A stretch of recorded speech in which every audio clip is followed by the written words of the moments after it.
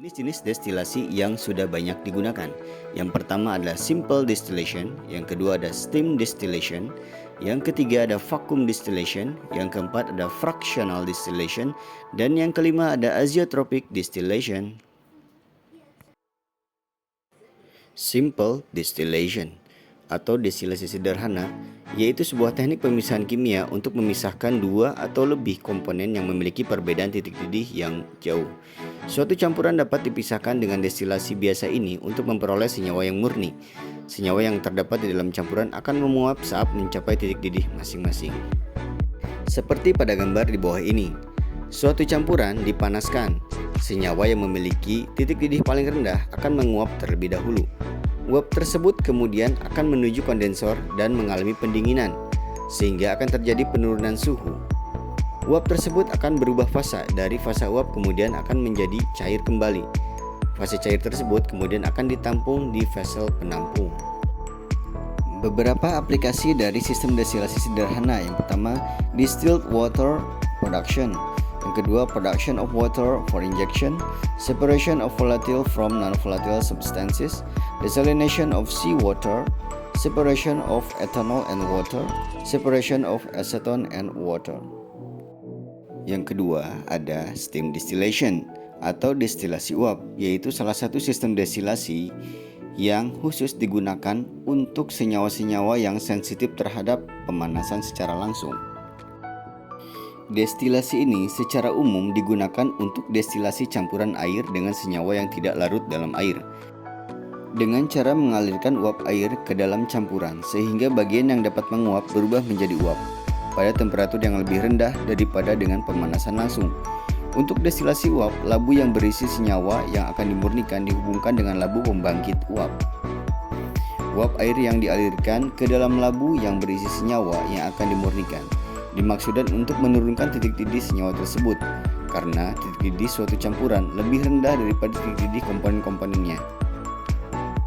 Seperti pada gambar berikut ini, pada saat pemisahan atau ekstraksi dari essential oil, di mana essential oil merupakan salah satu zat cair yang mudah terurai, teroksidasi atau mengalami pengubahan secara signifikan daripada proses pemanasan, sehingga sensitif terhadap pemanasan, sehingga lebih cocok digunakan destilasi uap pada saat proses pemisahannya. Steam distillation cocok digunakan untuk senyawa-senyawa yang sensitif terhadap suhu, kemudian juga cairan-cairan yang dengan mudah terdekomposisi pada saat tercapai boiling point-nya.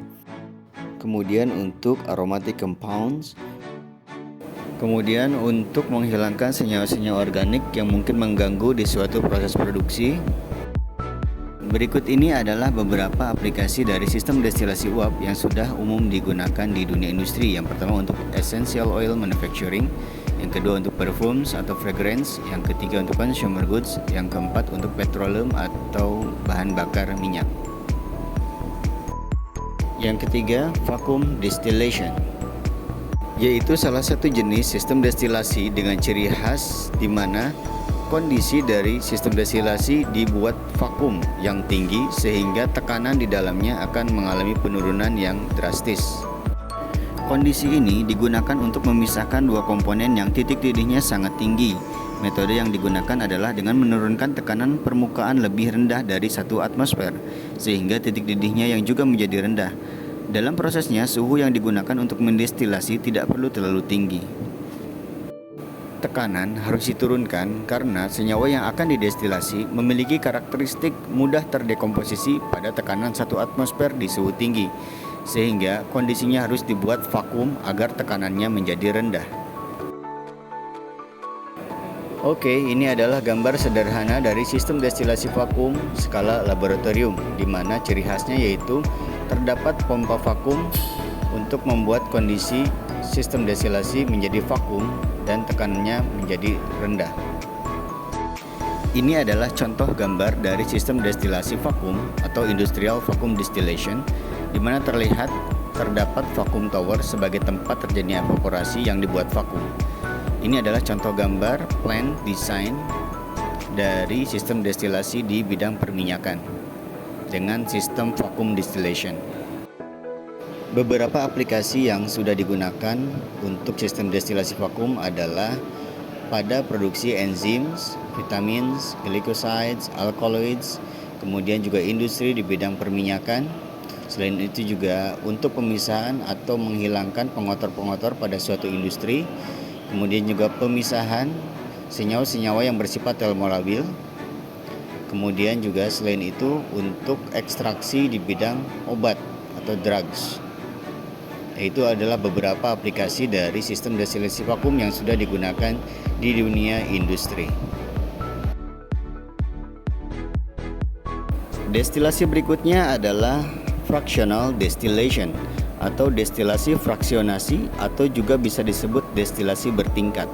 Sama prinsipnya dengan destilasi sederhana, hanya destilasi bertingkat ini memiliki rangkaian alat kondensor yang lebih baik, sehingga mampu memisahkan dua komponen yang memiliki perbedaan titik didih yang berdekatan. Untuk memisahkan dua jenis cairan yang sama mudah menguap, dapat dilakukan dengan destilasi bertingkat. Destilasi bertingkat ini adalah suatu proses destilasi berulang.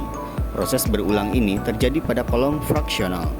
Kolom fraksional terdiri atas beberapa plat, di mana pada setiap plat terjadi pengumbunan. Uap yang naik plat yang lebih tinggi lebih banyak mengandung cairan yang lebih atsiri atau mudah menguap, sedangkan cairan yang kurang atsiri lebih banyak pada kondensat. Seperti pada gambar ini, terdapat adanya kolom fraksional pada sistem destilasi ini. Di dunia industri, yang paling terkenal dan paling umum digunakan pada sistem destilasi fraksionasi adalah pada crude oil refinery atau kilang minyak mentah atau minyak bumi. Sesuai dengan gambar yang ditampilkan, dapat terlihat bahwa crude oil atau minyak mentah itu dapat dipisahkan menjadi beberapa senyawa berdasarkan perbedaan titik didih.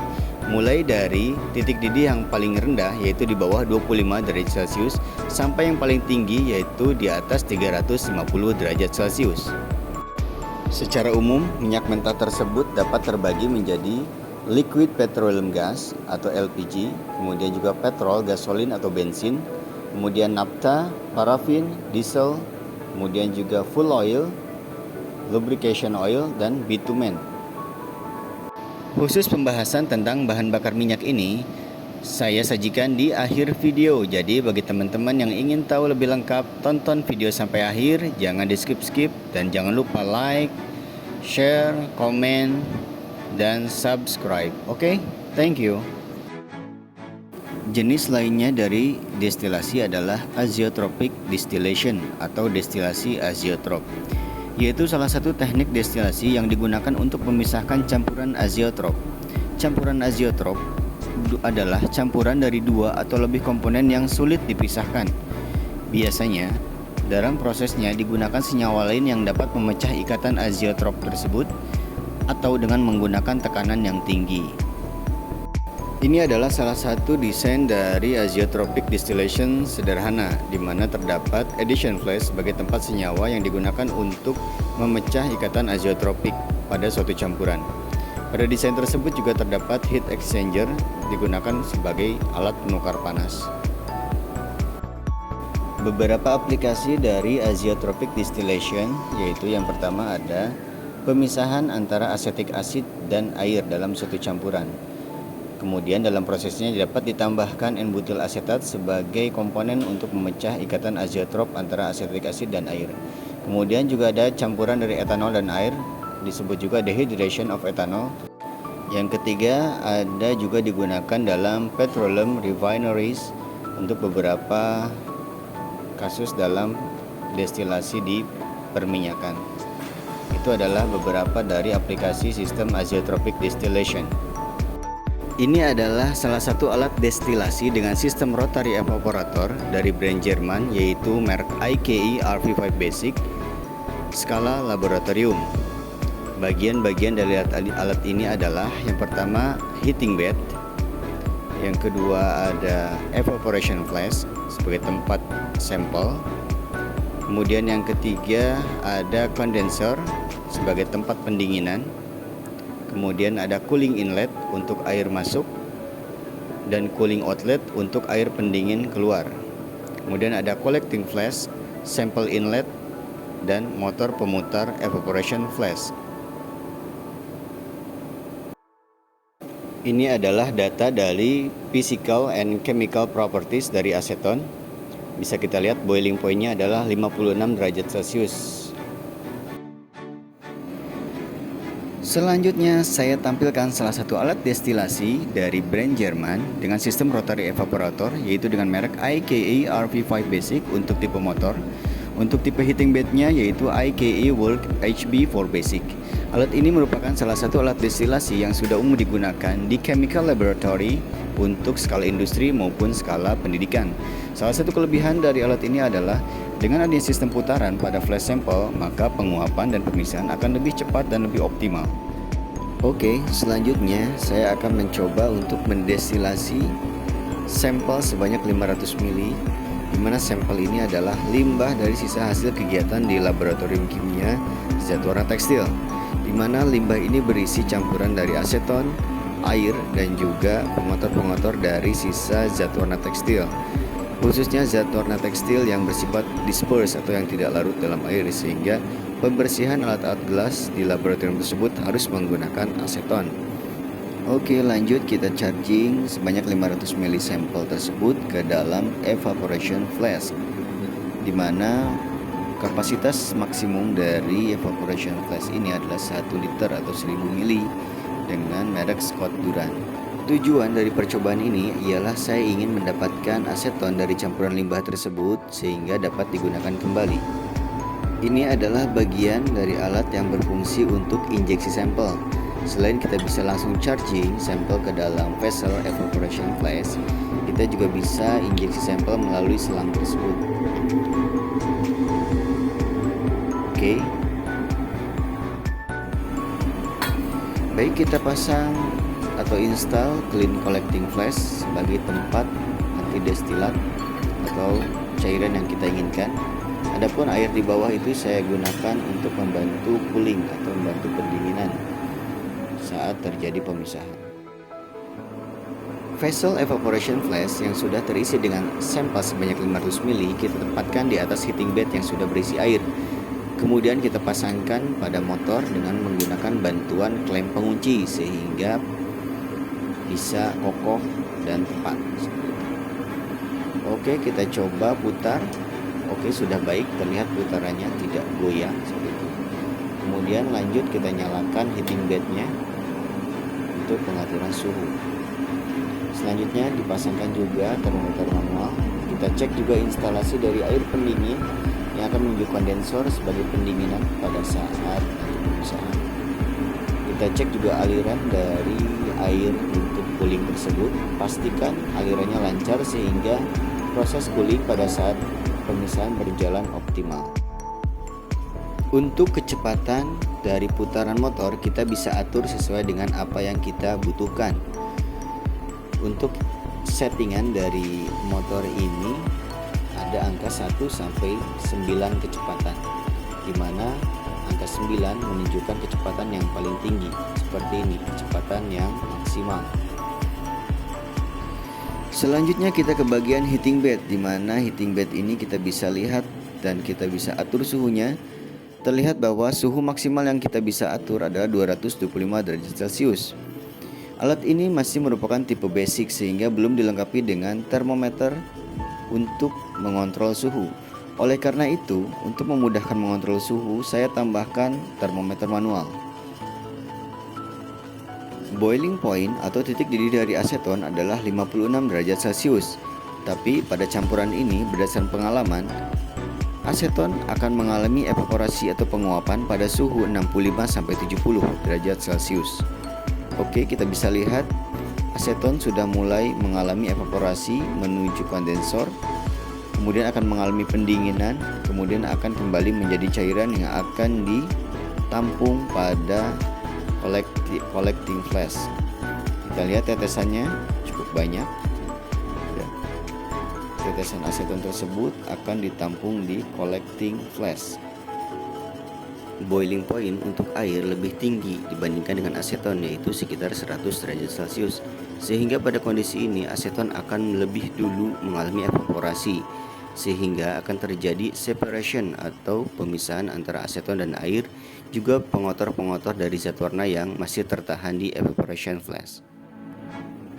Baik, ini adalah separation result dari destilasi yang telah kita lakukan sebelumnya, di mana kita lihat bahwa di separation flash masih ada pengotor dan air yang tertahan di vessel tersebut. Ini adalah aseton yang kita inginkan sebagai hasil daripada destilasi atau disebut destilat. Ya, warnanya bening seperti aseton pure. Setelah kita dapatkan keduanya, maka kita akan ukur berapa persen kita memperoleh aseton yang kita inginkan. Dari awal sampel yang didestilasi adalah setengah liter atau 500 ml. Oke, kita ukur asetonnya sekitar 400 ml, cukup banyak, atau sekitar 80% dari campuran awal.